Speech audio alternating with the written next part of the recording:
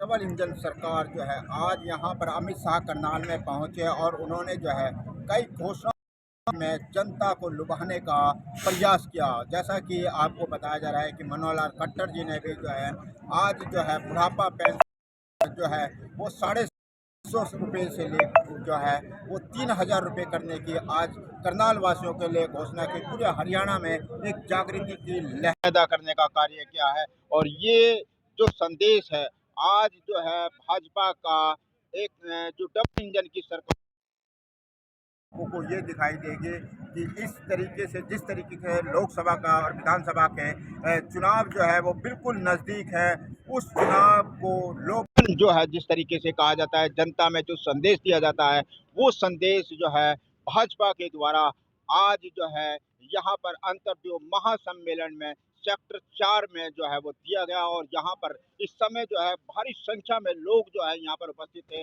लगभग जो है 30,000 कुर्सियाँ यहाँ पर दर्शकों को देखने के लिए बैठाई गई थी और जो है यहाँ पर हर तरीके की व्यवस्था जो है वो कार्यक्रम किया गया था। डबल इंजन की सरकार आगे चल के क्या क्या रणनीति अपनाती है ये हम आपको कैमरे के सामने बताएंगे। मेरे साथ कैमरामैन संजीव कुमार आप सभी का धन्यवाद करते हैं। और आज तो मैं करनाल आया हूं, महातानेश्वरी वीर योद्धा अमर कीर्ति के मालिक कर्णदेव की इस भूमि पर मैं कर्णदेव को याद कर प्रणाम सबसे पहले करना चाहता हूं। मित्रों, ये हरियाणा की भूमि किसानों की भूमि है, वीरों की भूमि। देश की सेनाएं और सुरक्षा बलों को सूची को उठाकर देख ले, देश के लिए अपना जान देने वाले लोगों की सूची उठाकर देख ले तो मेरा हरियाणा पूरे देश में नंबर 1 पर आता है। नंबर 1 यही हरियाणा है जहां गीता को भगवान श्री कृष्ण ने करोड़ों लोगों के कल्याण के लिए उद्घोषित किया। यही हरियाणा है जो कृषि और डेयरी का कीर्तिमान गढ़ने वाला राज्य बना और यही हरियाणा है जो भारत की भूख मिटाने के लिए अन्न का भंडार बनकर समग्र देश के गरीबों के पेट में अन्न पहुंचाने वाला। ये हरियाणा की भूमि को मैं बार बार प्रणाम करता हूं। मित्रों, आज 5 नई जन कल्याणकारी योजनाएं हैं। उसमें एक योजना है मुख्यमंत्री तीर्थ यात्रा योजना। मैं आप सभी को कहता हूं कि हम सब देश भर के लोग सालों से राह देखते थे, मांग भी करते थे और प्रभु प्रार्थना भी करते थे कि 550 साल से अपमानित अवस्था में बैठे हुए रामलल्ला को अपना भव्य मंदिर मिल जाए। मुझे बताओ माताओं, भाइयों, बहनों, अयोध्या में मंदिर बनना चाहिए था या नहीं बनना चाहिए था समय पर? एक कांग्रेस पार्टी ने आजादी के इतने सालों तक राम मंदिर को लटका कर, भटका कर, अटका कर रखा। हरियाणा वालों ने मोदी जी को दूसरी बार प्रधानमंत्री बनाया। मोदी जी ने इसका भूमि पूजन किया और 22 जनवरी को उसकी प्राण प्रतिष्ठा भी नरेंद्र मोदी जी करने लगे। मेरा आप सभी से आग्रह है कि अपने परिवार में जो बुजुर्ग है, ये तीर्थ यात्रा योजना का फायदा लेकर सभी के सभी लोग पहले रामलल्ला के दर्शन करने जाए। ऐसा मेरा आप सभी।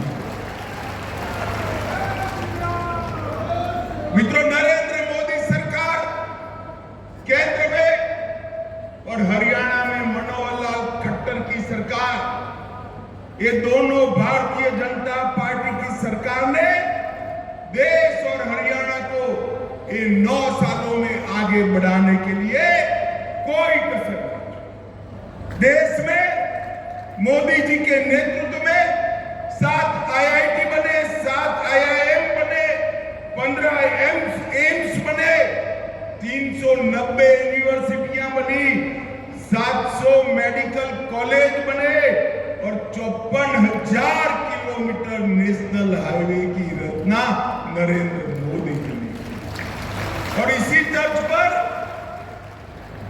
मनोहर लाल जी ने हरियाणा में 77 नए कॉलेज बनाए, 13 यूनिवर्सिटियां बनाई, 8 मेडिकल कॉलेज बनाए, 2 नए एयरपोर्ट बनाए, 16 नए अस्पताल बनाए और 28,000 किलोमीटर से ज्यादा इतने छोटे से हरियाणा में 28,000 किलोमीटर से ज्यादा रोड बनाने का काम मनोहर लाल। मैं आज कांग्रेसियों को कहना चाहता हूं, विकास कैसे होता है वो समझना है तो नरेंद्र मोदी सरकार और मनोहर लाल खट्टर सरकार के एक एक दिन का पन्ना उलट कर देख। मित्रों, आज जब मैं यहां आया हूं तब मैं तो मनोहर लाल जी को बधाई देना चाहता हूं। सरकार की वर्षगांठ हो या हरियाणा की वर्षगांठ, इसको मनाने का एक गरीब कल्याण से अच्छा कोई और तरीका हो ही। भारतीय जनता पार्टी को हमारे स्वर्गीय नेता दीनदयाल जी ने एक मंत्र दिया है, अंतिम मंत्र, अंत्योदय का। उन्होंने कहा है किसी भी प्रदेश या देश, इसका विकास का पैमाना सबसे ऊपर की सीढ़ी पर खड़े हुए व्यक्ति से नहीं होता है, समाज में सबसे गरीब व्यक्ति कितना खुश है इसी से होता है। और ये गरीब कल्याण सम्मेलन, अंत्योदय सम्मेलन जो रखा है वो इसलिए उचित है कि इतने छोटे से प्रदेश के अंदर 45 लाख लोगों को ये डबल इंजन की सरकार मोदी जी और मनोहर जी की जोड़ी ने 45 लाख लोगों के जीवन के अंदर उजाला फैलाने का काम किया। उनका एक एक कदम गरीब कल्याण के लिए आगे बढ़ा, एक एक निर्णय गरीब कल्याण के लिए आगे बढ़ा और 40 लाख गरीब परिवारों को ऑटो मोड पर BPL कार्ड देने का, रेशन कार्ड देने का काम मनोहर जी ने सरकार ने किया। मित्रों, नरेंद्र मोदी सरकार ने 20 लाख किसानों को उनके बैंक अकाउंट में हर साल 6,000 रुपया पहुंचाकर लगभग 4500 करोड़ रुपया हर साल देने का काम नरेंद्र मोदी सरकार ने किया। 30 लाख से अधिक नल के कनेक्शन दिए गए, 85 लाख से अधिक आयुष्मान भारत के कार्ड और अब इसको चिरायु आयुष्मान भारत में 17 लाख लोग आज नए जोड़ने का काम हमारे नेता और मुख्यमंत्री मनोहर जी ने किया। 7.5 लाख से ज्यादा शौचालय बनाए, 1.2 करोड़ 1 करोड़ 20 लाख लोगों को प्रति माह प्रति व्यक्ति 5 किलो अनाज फ्री ऑफ कॉस्ट मुफ्त में देने का काम नरेंद्र मोदी सरकार की। 28,000 घर नए बनाए और 8 लाख उज्ज्वला के कनेक्शन देकर हरियाणा को धुआं मुक्त प्रदेश बनने का सम्मान हमारे नरेंद्र मोदी जी ने दिया है। मित्रों, एक गरीब कल्याण जो आगे बढ़ाया, अभी मनोहर जी ने आज ही घोषणा कर दी, वृद्धावस्था दिव्यांगजन सबको 2725 रुपया देते थे, नए साल में उनको 3,000 रुपया देने की घोषणा हमारे मनोहर जी ने कर दी। मित्रों, मैं आज कहना चाहता हूं कि हरियाणा कई बातों में सबसे आगे। हमारा किसान अन्न के रूप में सोना उगलता है। यहाँ के खिलाड़ी स्वर्ण पदक और रजत पदक की झड़ी लगा देते हैं। और हरियाणा देश में चावल का सबसे बड़ा निर्यातक अगर कोई बना है तो हमारा हरियाणा बना है। सेना में हर 10वां जवान हरियाणा से जाता है और एमएसपी पर सबसे ज्यादा फसल अगर कहीं से खरीदी जाती है 14 फसलों को मनोहर लाल जी एमएसपी पर खरीदने का काम करते हैं। लाल डोरों के भीतर मालिकाना हक देने वाला देश में सबसे पहला राज्य हरियाणा बना। पढ़ी लिखी पंचायतों वाला सबसे पहला राज्य हरियाणा बना। महिलाओं की 50% भागीदारी वाला पहला राज्य हरियाणा बना। सभी ग्राम घरों में पेयजल पहुंचाने वाला पहला राज्य हरियाणा बना। और सबसे पहला आयुष विश्वविद्यालय बनाने वाला राज्य भी हरियाणा। पूरे देश में प्रति व्यक्ति जीएसटी कलेक्शन हरियाणा का सबसे ज्यादा है। और देश की अर्थव्यवस्था में इतने छोटे से प्रदेश का 4% का योगदान है। और खाद्यान्न देने में छोटा आकार होने के बावजूद भी देश में दूसरे नंबर पर मेरा हरियाणा है और दूध के उत्पादन में तीसरे नंबर पर है। मित्रों, 400 से ज्यादा फॉर्चून कंपनियों के मुख्यालय अपने गुरुग्राम में हैं और लॉजिस्टिक सुविधा देने में भी हरियाणा दूसरे नंबर पर आता है देश में, दूसरे नंबर। मैं पूछना चाहता हूं हुड्डा जी को, हुड्डा जी 9 साल में विकास हुआ है ये दिखाई पड़ता है या अभी भी आंखें बंद है? आपने क्या किया था? भय, भ्रष्टाचार और भूख का शासन दिया था। हुड्डा जी आते थे तो बेफाम भ्रष्टाचार होता था। दामाद की सेवा में हरियाणा की भूमि की नीलामी होती थी। और चौटाला जी आते थे तो कानून और व्यवस्था की परिस्थिति खराब। ये दोनों ने सरकारी भर्तियों में भ्रष्टाचार तो किया ही, अपने चट्टो बट्टों को नौकरी देने का काम किया। भारतीय जनता पार्टी की मनोहर सरकार ने जिसका मेरिट से उसके घर पर इसको नियुक्ति पत्र देकर एक काने पैसे के बगैर नौकरी देने का काम भारतीय जनता पार्टी की सरकार। एक आता था तो अपने जिले का विकास करता, दूसरा आता था तो अपने जिले का विकास करता था। मगर भारतीय जनता पार्टी ने पूरे हरियाणा का विकास करने का काम भारतीय जनता पार्टी ने किया है। मित्रों, मोदी जी के नेतृत्व में भारत को यश दिलाने का, अभी अभी आपने देखा होगा चंद्रयान भारत का चंद्रमा पर पहुंच गया। मुझे बताओ भाइयों बहनों, चंद्रमा कब चंद्रयान पहुंचा? हम सबको आनंद हुआ है या नहीं हुआ है? जोर से बोले, हुआ है या नहीं हुआ है? G20 में सारे राष्ट्राध्यक्ष हमारे प्रधानमंत्री की वाहवाही करते हैं। राष्ट्रपिता की समाधि पर जाकर सारे देश के राष्ट्राध्यक्ष राष्ट्रपिता को श्रद्धांजलि देते हैं। हर भारतीय का हृदय गर्व। अरे हरियाणा तो दिल्ली से नजदीक है। मैं आप सभी को कहता हूं, अब तो 1000 किलोमीटर घूमने की भी परमिशन मनोहर लाल जी ने दे दी। ये नई पार्लियामेंट देखना भाई, अंग्रेज बनाकर छोड़कर गए थे। 75 साल तक किसी को याद नहीं आया। मोदी जी ने राजपथ को कर्तव्य पथ भी बनाया।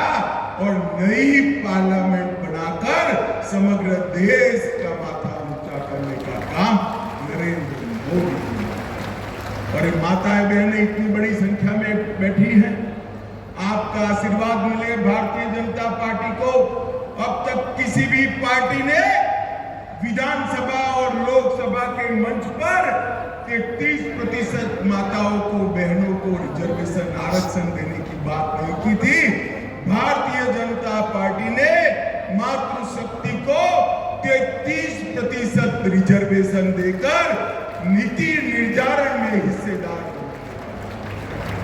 मित्रों, G20 की सफलता भारतीय जनता पार्टी की सरकार समग्र विश्व में भारत की स्वीकृति लाने में सफलता मिली। नरेंद्र मोदी जी को समग्र दुनिया और आज आशा और उमंग के साथ देख रहा है। अफ्रीकन यूनियन को G20 का सदस्य बनाने से ही देश भर के सभी गरीब राष्ट्रों को एक नए नेता के रूप में नरेंद्र मोदी जी को देखने का एक दृष्टिकोण मिला है। मित्रों, एक कांग्रेस पार्टी कट, कमीशन और करप्शन की पार्टी। एक कांग्रेस का हाथ आपके साथ नहीं, कांग्रेस का हाथ हरियाणा की जनता के साथ नहीं है। कांग्रेस का हाथ जीजा के साथ था और प्रदेश की जनता बेचारी खाली हाथ। हमारी मनोहर सरकार ने, भारतीय जनता पार्टी की सरकार ने एक 2 कार्यकाल के अंदर हर गरीब की चिंता की, हर गांव की चिंता की, हर बीमार की चिंता की, हर भूखे की चिंता की, हर बच्चे की चिंता की, हर बूढ़े की चिंता करने का काम एक भारतीय जनता पार्टी की सरकार ने किया। दरबारी दामाद और डीडल की 3D सरकार से भारतीय जनता पार्टी ने बहुत बड़ा परिवर्तन लाकर हरियाणा को विकसित राज्य बनाने का काम किया है। मैं फिर से एक बार जोर से ताली बजा जाए, मैं मनोहर जी को इसके लिए बहुत बहुत साधुवाद और बधाई। हरियाणा जैसे राज्य में से करप्शन समाप्त करना, भाई भतीजावाद समाप्त करना, हरियाणा जैसे राज्य की कानून और व्यवस्था को ठीक करना बहुत कठिन कार्य था। मनोहर जी ने हंसते हंसते हंसते एक कार्य को ऐसे कर दिया कि लोगों को मालूम भी नहीं पड़ा और हरियाणा खुशहाल। माताओं, भाइयों, बहनों, अभी अभी मोदी जी के विकास, मोदी जी को देश को सुरक्षित करने का कार्यक्रम और देश को गौरव दिलाने के कार्यक्रम से डरकर एक घमंडिया गठबंधन बना। 27 राजनीतिक दल इंडी अलायंस बनकर साथ में आए हैं। इनका काम क्या? ये 27 के 27 दल उठाकर देख लीजिए, सारे परिवारवादी।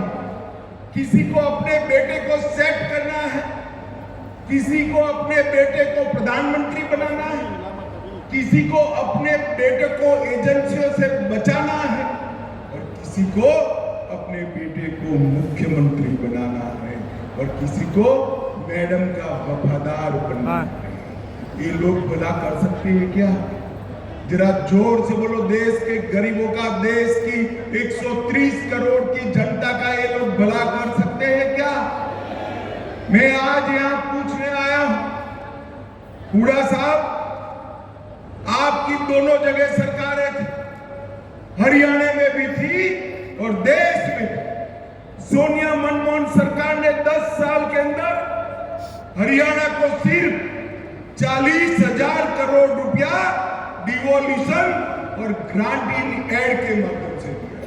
कितना दिया था बोलो तो भाई? 40,000 करोड़। कितना?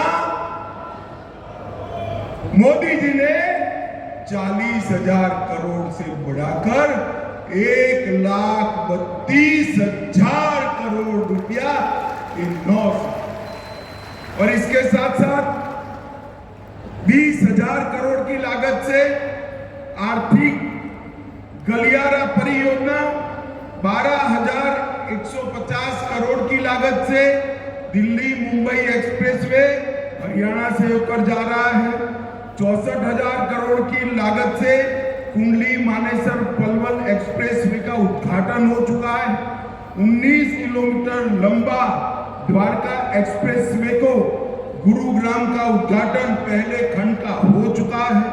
Western dedicated freight corridor Rewari Madar station का उद्घाटन हो चुका है और इसके साथ साथ 21,000 करोड़ रुपया रेलवे में लगाए हैं और अन्य 20,594 करोड़ का 700 मेगावाट की क्षमता का इकाई बिजली उत्पादन का स्थापने का काम नरेंद्र मोदी सरकार ने किया है।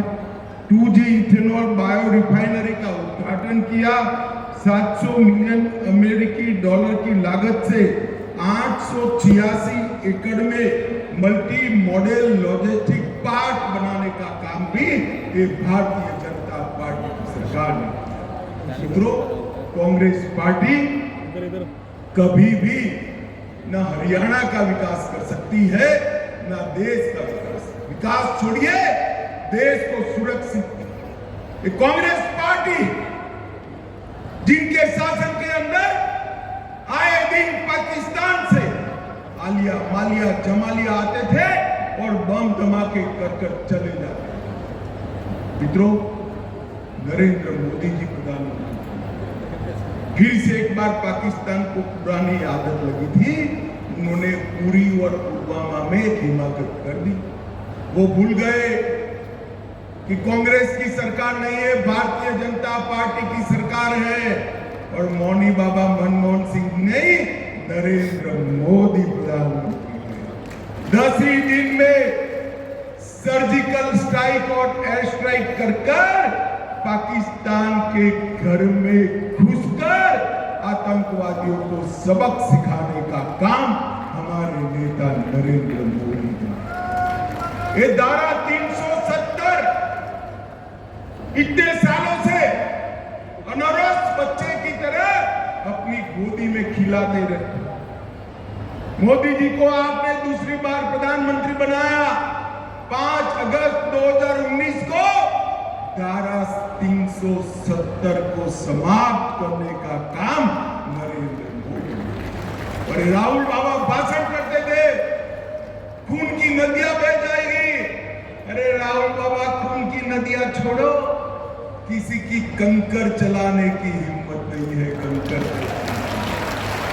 नरेंद्र मोदी से देश की सीमाओं को सुरक्षित करने का काम नरेंद्र मोदी जी, देश की सेनाओं का आधुनिकीकरण करने का काम नरेंद्र मोदी सरकार और सीमाओं पर इंफ्रास्ट्रक्चर बनाकर हमारी सेनाओं को सुविधा देने का काम भी नरेंद्र मोदी ने किया है।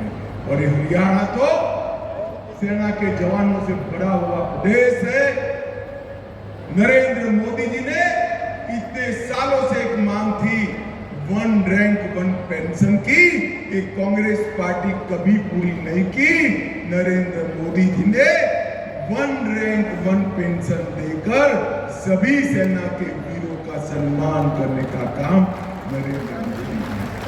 माताओं, भाइयों और बहनों, आने वाले दिनों में देश और हरियाणा दोनों जगह चुनाव आने वाला। एक और कांग्रेस भ्रष्टाचार, तुष्टीकरण और जातिवाद की फरियाद और दूसरी ओर भारतीय जनता पार्टी है जो भारतीय जनता पार्टी लोगों के विकास के काम करती है। मुझे बताइए, आने वाले चुनाव में फिर से एक बार मोदी जी को प्रधानमंत्री बनाएंगे? जरा जोर से बोलिए, बनाएंगे?